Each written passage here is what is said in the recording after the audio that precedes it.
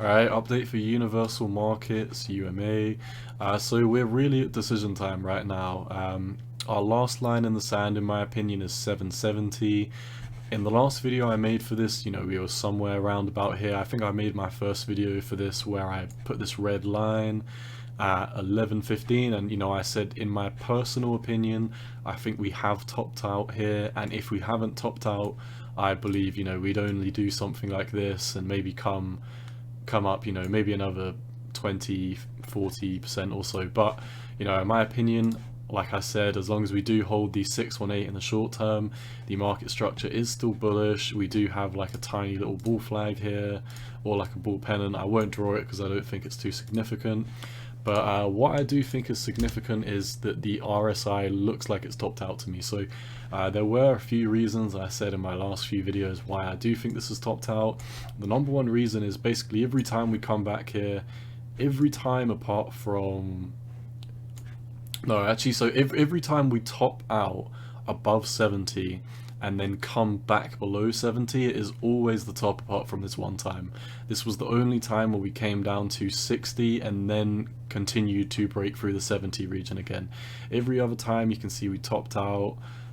We eventually topped out up here on 93, we topped out here at 92, and previous times since the start of the kind of bearish trend that we've been in, we have topped out on the RSI every time around here, and we've had a very steep dump to at least 49, but most of the time we come down to 34s and 30s on the RSI. So same with the money flow indicator. The money flow indicator basically never hits the top here without rolling all the way down to the bottom, and we have recently touched the top and we are starting to head down. So like I said, I wouldn't be getting out of bed too much until we do break below these 618, but the number one important thing I think about this this token is that it moves very, very parabolically. When we do, most of the time we trade sideways and then we have a big huge push up and then it is always done and we fall off the table basically. Here we had a huge pump, huge dump. Here, huge pump, huge dump, huge pump, huge dump. Then it just trades sideways, huge pump, huge dump. It never really takes long, we make these tops very quickly and then we come and bottom very fast. The market structure basically never changes.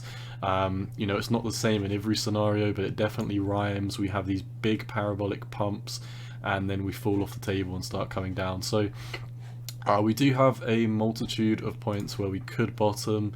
I'd probably say this would be your number one hopium level down here at 590. I don't think there's any point in me drawing yeah, I wouldn't even really count this fib as too valid, and even if you did, we would have broken below the 786. So all of the market structure has broken bearish in the long term.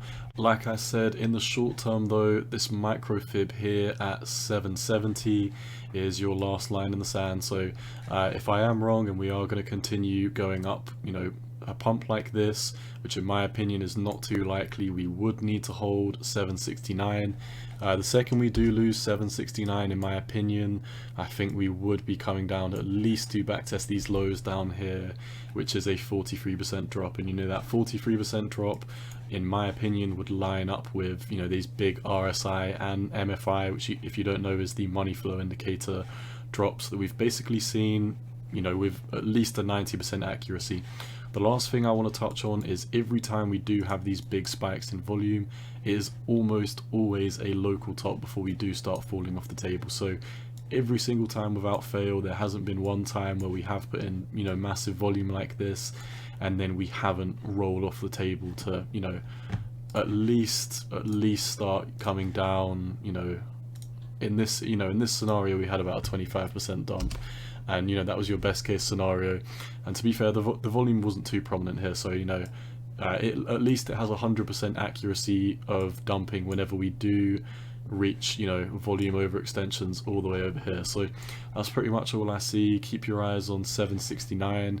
If we lose that, I think we'd be coming down to 430, which is basically a 50% drop from where we are now. So that's all I see for UMA. Once again, none of this is financial advice. This is just my opinion on the market, and you've always got to do what's best for you. Peace.